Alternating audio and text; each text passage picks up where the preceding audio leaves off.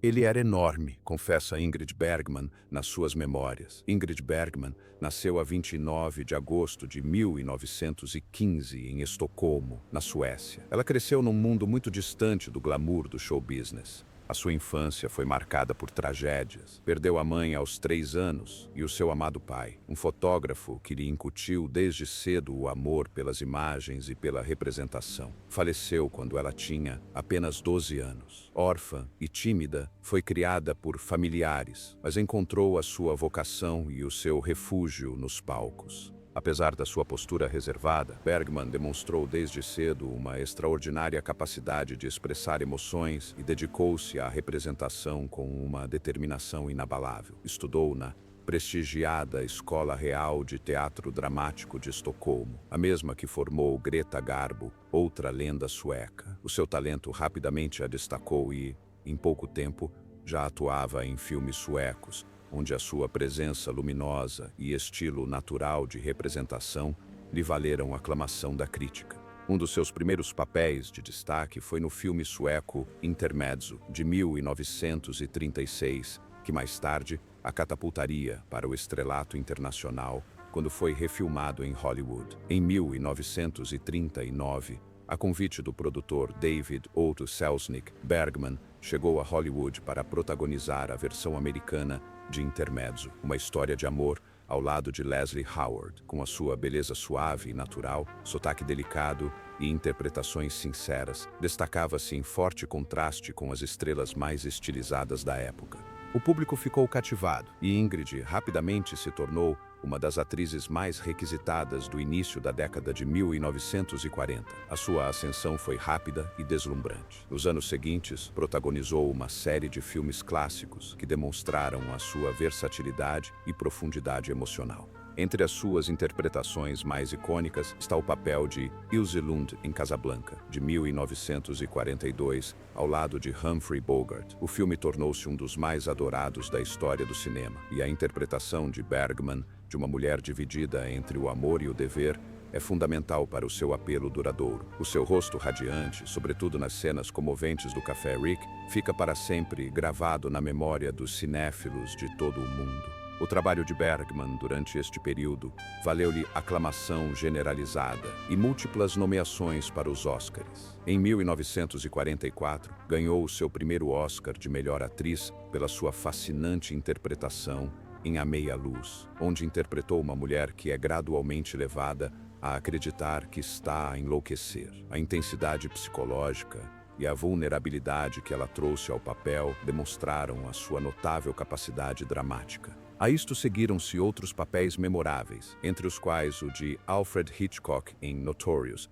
1946, onde contracenou com Cary Grant numa complexa trama de espionagem, paixão e traição. Mais uma vez, ela provou a sua capacidade de dominar o ecrã com elegância e verdade emocional. Seguindo o seu coração, mudou-se para a Itália, colaborando com Rossellini numa série de filmes neorrealistas, como Stromboli, 1950, Europa 51 e Viagem à Itália. Embora estes filmes não tenham sido sucessos comerciais na época, foram posteriormente reconhecidos pela sua influência no cinema moderno e pela sua ousada experimentação. Após vários anos no estrangeiro, Bergman fez um regresso triunfal ao cinema americano em 1956 com a sua prestação em Anastasia, pela qual ganhou o seu segundo Oscar. Desta vez, um regresso simbólico da indústria que outrora a tinha rejeitado. Continuou a atuar em filmes europeus e americanos, provando repetidamente ser uma das atrizes mais versáteis e destemidas da sua geração. Recebeu também aclamação no teatro e na televisão, incluindo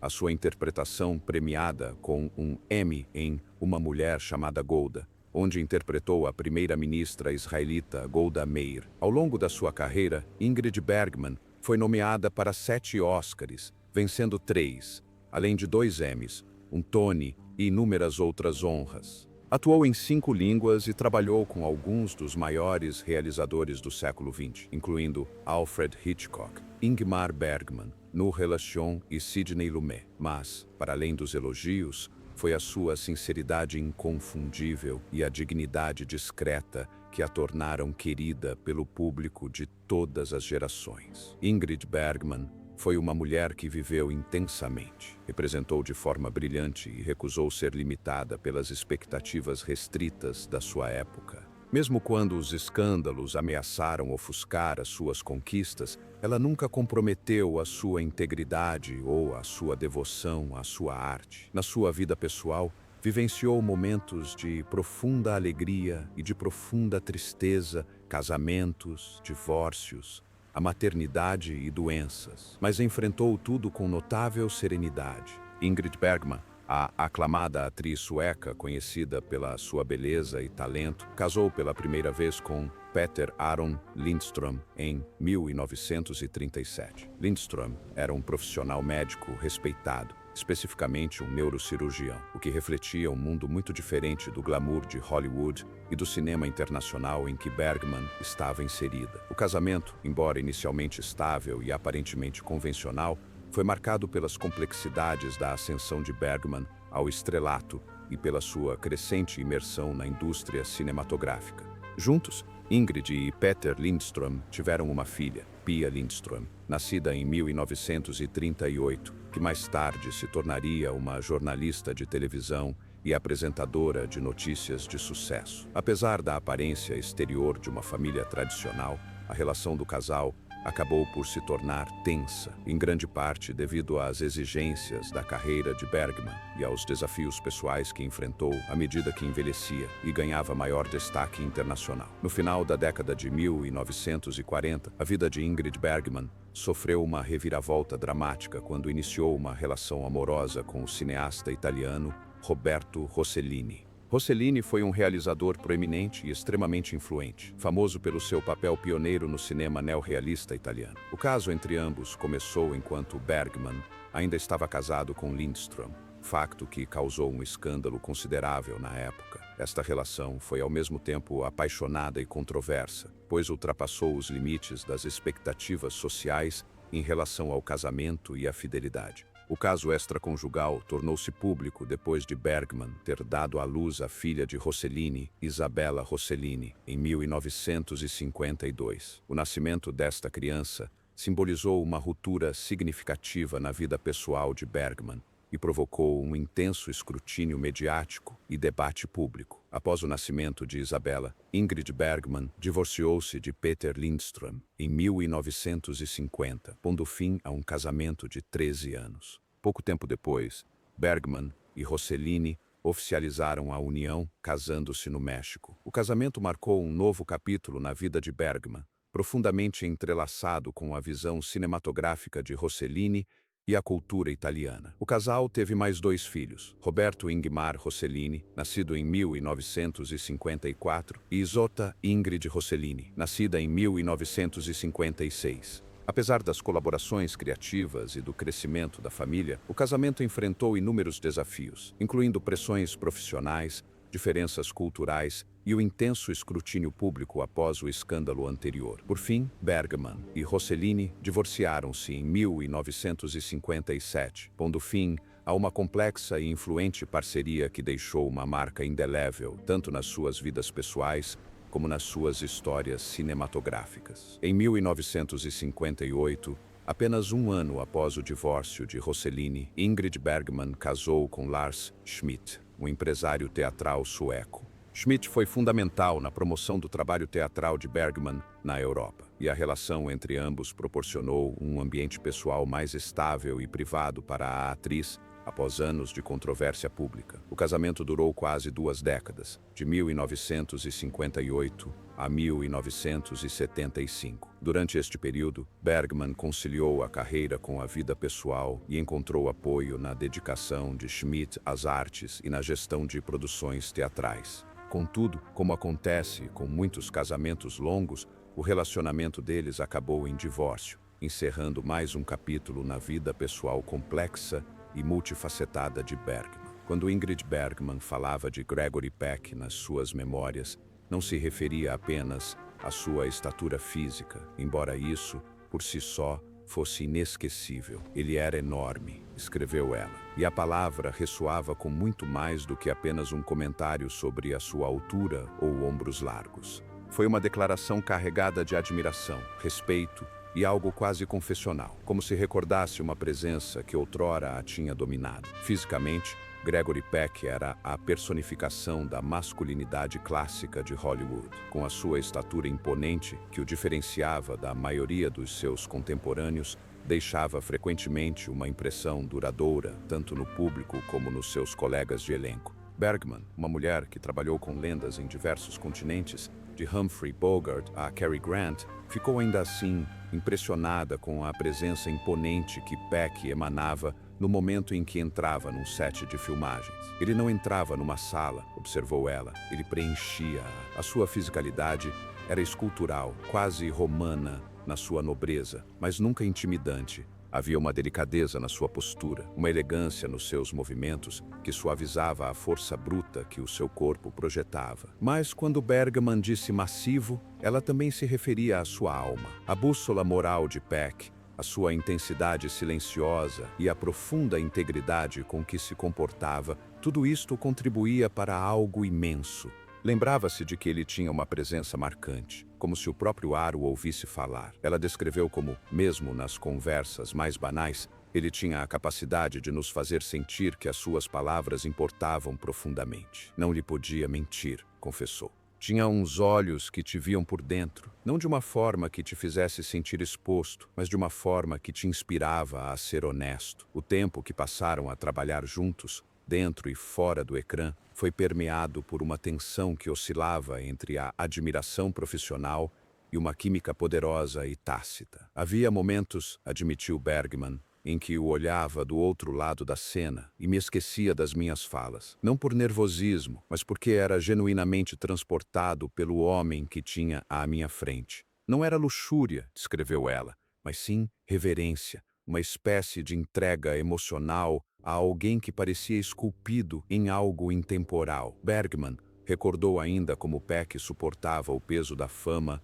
com uma humildade que a impressionou profundamente. Num mundo onde a vaidade era uma questão de sobrevivência, Gregory permanecia com os pés assentes na terra. Nunca precisou de ser a voz mais alta da sala, escreveu ela. O seu silêncio dizia muitas vezes mais do que 100 palavras. Ela observou que ele levava os seus papéis a sério, não pela glória, mas porque via a representação como uma forma de contar a verdade, mesmo que fosse ficção. Acreditava na bondade, não na bondade ingênua, mas na bondade conquistada com esforço, aquela pela qual se luta cena após cena. Nas suas memórias, Bergman revelou que trabalhar com Gregory Peck a fez sentir-se desafiada, compreendida e, em última análise, transformada. Ele deixou uma marca em mim, refletiu, não apenas como ator, mas como mulher.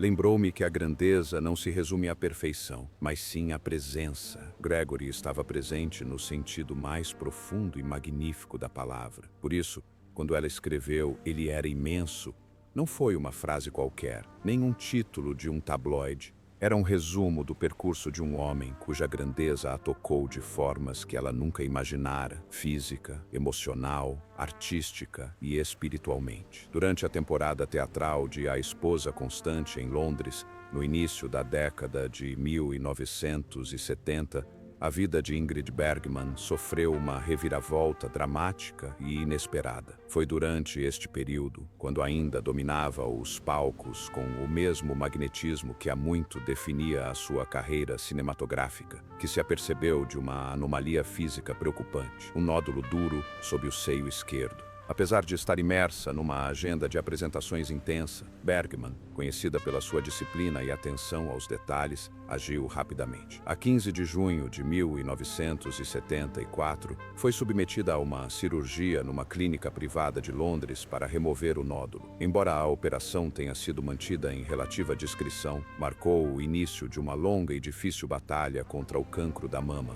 Uma batalha que escolheu enfrentar com graciosidade, coragem e um compromisso inabalável com a sua arte. O cancro, porém, não tinha terminado com ela. Anos mais tarde, enquanto estava imersa nas filmagens emocionalmente exigentes de Sonata de Outono, um filme que se tornaria uma das suas interpretações mais poderosas e aclamadas pela crítica, Bergman voltou a sentir um nódulo preocupante. Esta segunda descoberta levou-a a regressar urgentemente a Londres, onde foi submetida a mais uma cirurgia.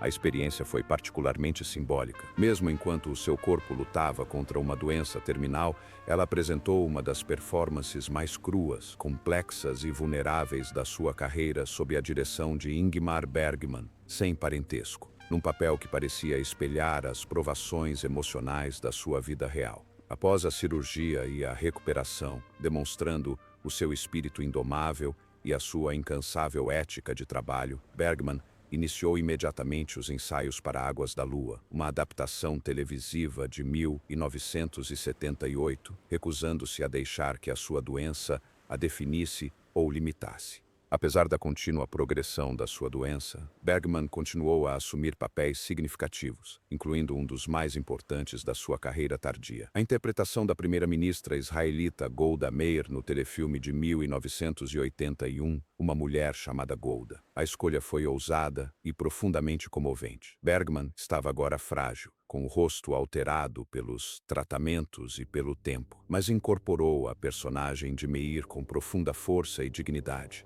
As filmagens foram exaustivas e o impacto na sua saúde foi imenso, mas concluiu o projeto com o profissionalismo que lhe era característico. A prestação valeria-lhe prêmios póstumos do Emmy e do Globo de Ouro, uma afirmação final do seu legado monumental nas artes dramáticas. Após isto, Bergman retirou-se dos palcos e refugiou-se no seu apartamento em Londres, no elegante bairro de Cheney Gardens, nas margens do rio Tamisa.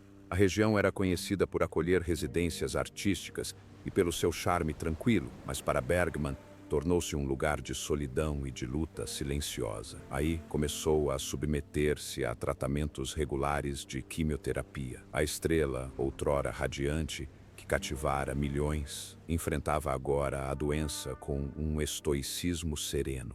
Paparazzi and fans frequently gathered outside her building, camping on the pavement in hopes of a glimpse of the legendary actress. Aware of their presence, but unwilling to allow them to see her weakened state, she avoided the front window. The illness had now ravaged her body. The cancer had metastasized to her spine, collapsing her 12th vertebra, causing her great pain and limiting her mobility. Her right lung had ceased functioning entirely, and only a portion of her left lung remained operational. Yet, even in these darkest days, she never surrendered her inner strength. Ingrid Bergman passed away in London just after midnight on 29 August 1982, poignantly on her 67th birthday. Her death came peacefully, surrounded by people she loved. Her ex-husband, the Swedish theatrical producer Lars Schmidt, with whom she had remained on warm and affectionate terms, was at her bedside, along with 3 others. That evening, hours before her passing, they had shared a final toast in her honor, an intimate and symbolic gesture full of bittersweet celebration and impending loss. By her bedside was a copy of The Little Prince, the philosophical novella by Antoine de Saint-Exupéry. The book, cherished by Bergman for its themes of innocence, loss, and the unseen essence of things, lay open to a page near the end, perhaps a final quiet reflection of her soul's journey. Her memorial service took place in October at the historic St. Martin in the Fields Church in London. It was a solemn, elegant affair attended by 1,200 mourners from all corners of the world. Among them were her 3 children, including Isabella Rossellini, who had already begun making her own mark in film, the extended Rossellini family, and relatives who had flown in from Sweden to say goodbye to one of their brightest stars. The service also drew an extraordinary assembly of luminaries from the performing arts. Distinguished actors and lifelong colleagues such as Liv Ullmann, Sir John Gielgud, Dame Wendy Hiller, Birgit Nilsson, and Joss Ackland were all present, each paying tribute in their own silent ways. Passages from Shakespeare were read aloud during the service, echoing Bergman's deep roots in classical theatre. Musical selections included the playful tune This Old Man, famously featured in The Inn of the Sixth Happiness, and the hauntingly nostalgic As Time Goes By, immortalized by Bergman's own voice in Casablanca, a song that seemed to encapsulate the arc of her life and career. Her grandson, Justin Daly, later recalled the overwhelming chaos and emotion of that day. Hundreds of photographers swarmed the site, jockeying for position, flashing cameras as mourners tried to grieve. Daly lembrou-se de ter sido atingido na cabeça por uma câmara no meio do frenesi, mas, no meio da dor e da confusão, teve uma súbita e profunda percepção. Ingrid Bergman já não era apenas a sua avó. No meio de todo aquele caos, disse, consegui sentir que ela não era apenas a minha avó, Ela pertencia a todos, ela pertencia ao mundo. Era um sentimento partilhado por milhões. Ingrid Bergman não era apenas uma mãe, uma avó ou uma amiga. Era um ícone cuja arte, coragem e humanidade tocaram todos os cantos do mundo.